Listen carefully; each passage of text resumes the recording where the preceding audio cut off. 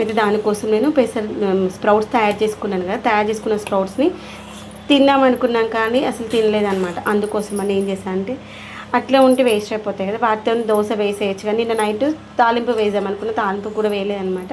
అయితే ఐడియా వచ్చింది, వాటితో పెసరట్టు వేసేసుకోవచ్చు కదా, మార్నింగ్ బ్రేక్ఫాస్ట్ అయిపోతుంది అనేసి దానికి సరిపడా 1 కప్పు మాత్రమే రైస్ తీసుకొని నానబెట్టేసుకున్నాను. మార్నింగ్ లేసాక మిక్సీ పట్టేటప్పుడు పచ్చిమిర్చి, కొత్తిమీర వేసేసి మిక్సీ పట్టుకున్న తర్వాత పసుపు, కొంచెం జీలకర్ర వేసుకున్నాను, ఉప్పు వేసుకున్నాను.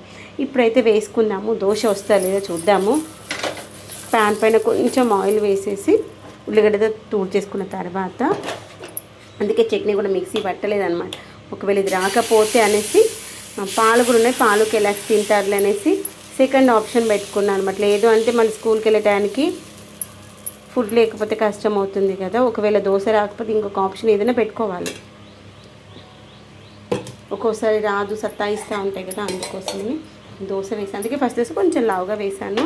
యాక్చువల్లీ ఫస్ట్ నైట్ ఏమని చెప్పంటే, పిజ్జా దోశ వేసిస్తాను నాన్న అని చెప్పి, టమాటా పచ్చడి ఉంది, టమాటా పచ్చడి పైన పెట్టేసి ఆనియన్స్, క్యారెట్స్ అన్న చాప్ చేసి వేస్తాను నాన్న అని చెప్పాను. సరే అన్నారు. నా నాన్న అడిగితే నాకు అస్సలు వద్దు, నాకు చట్నీ ఉంటేనే దోశ తింటాను అన్నాడు. అసలు పెసరట్టు తినను, అట్లాంటి చట్నీ లేకుండా తినని నాకు కూడా తెలుసు, ఊరికే అన్నా అనమాట. నాకేమొద్దు, అయితే అన్నమే తినేస్తా అన్నాడు. లేదమ్మా తినొచ్చు కదా అంటే, చట్నీ వేసి తింటా అన్నాడు. అందుకని చట్నీ కోసం అయితే పల్లీలు, పచ్చిమిర్చి అయితే వేయించుకున్నాను. ఇదిగోండి ఇలా మంచిగా కాలుతూ ఉంటే వస్తుందా రాదా అనుకున్నాను, తేంగాడు వస్తుంది. అందుకే వేయించి పెట్టేసుకున్నాను పల్లీలు, పచ్చిమిర్చి.